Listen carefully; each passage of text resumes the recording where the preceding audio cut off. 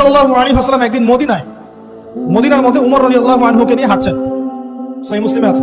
খবর পাওয়া গেল যে মদিনায় একটা যুবক ছেলে আছে, ইহুদি মায়ের সন্তান একটা যুবক ছেলে, যার চুলগুলা কোকড়ানো, চোখটা একটু ফোলা, যার আলামতগুলো দাজ্জালের সাথে মিলে যাচ্ছে। তখন নবী সাল্লাল্লাহু আলাইহি ওয়াসাল্লাম ওমর ইবনে খাত্তাবকে নিয়ে ওদের বাসায় গেলেন। দেখলেন খেজুর বাগানে সে বসে আছে, মনোযোগ দিন।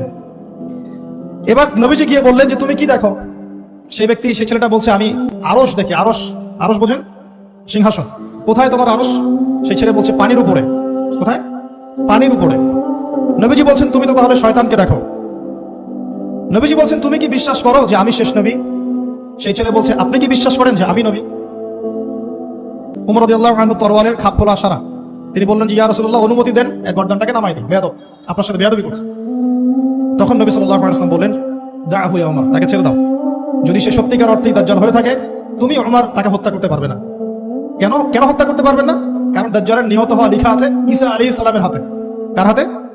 ঈসা আলাইহিস সালাম যখন আসবেন, এই প্যালেস্টাইনের বাবে লুদ নামক জায়গায় দাজ্জালকে মারা হবে। ঠিক আছে কথা? তাহলে ওমর তুমি তাকে হত্যা করতে পারবে না। আর যদি সে দাজ্জাল না হয়ে থাকে, নিরপরাধ মানুষকে হত্যা করে কোনো লাভ নেই।